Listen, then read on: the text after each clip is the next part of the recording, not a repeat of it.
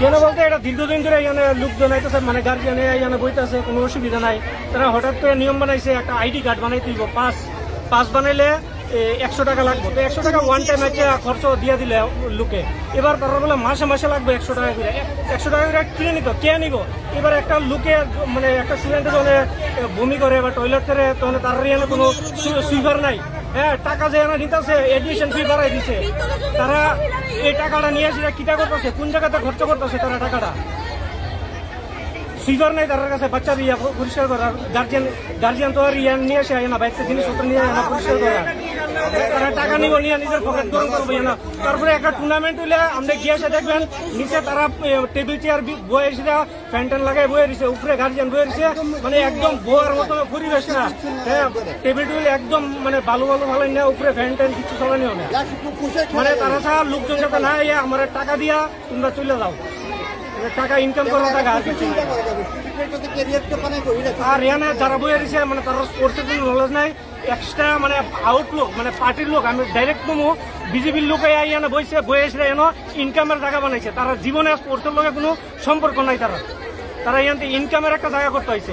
এখানে যারা স্পোর্টসের লোক দীর্ঘদিন ধরে যারা খেললে মানে খেলছে, তারা এই স্পোর্টসের দায়িত্ব দেওয়া হোক। হ্যাঁ, তারা সরাইয়া তারা এনে আইয়া রাজনীতি খাড়া এসে এখানে আইয়া বইয়া মানুষের যন্ত্রণা দিতেছে।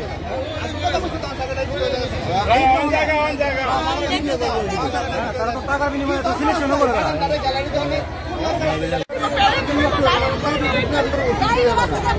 অফিসের সামনে মানুষ বুঝতে পারতো না, তার বলে অফিসের সৌন্দর্য নষ্ট। মানুষ কি জানো ডাস্টবিন পাইছেন মানুষরে? হ্যাঁ, অফিসের সামনে গিয়ে লোকজন বয়ে বসে, তার বলে অফিসের সৌন্দর্য নষ্ট হয়ে থাকে। কেমনে বসে মানে এত বছর ধরে মুক্তি কেমনে বসে যত অরাজকতা আছে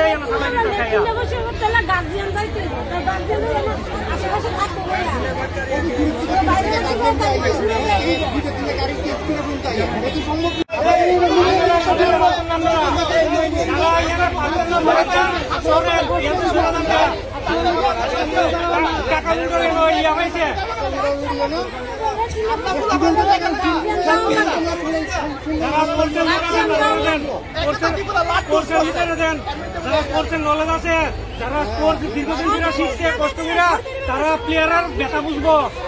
আপনারা বুঝছেন না, ইনকাম কম পাইছে লোকে, নিজের পকেট পাইছে।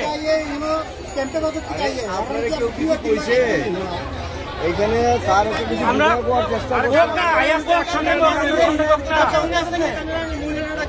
কেন বছর ধরে এটা কেন চলতেছে?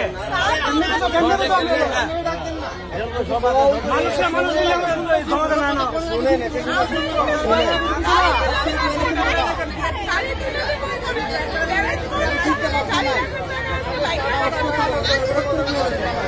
তারপর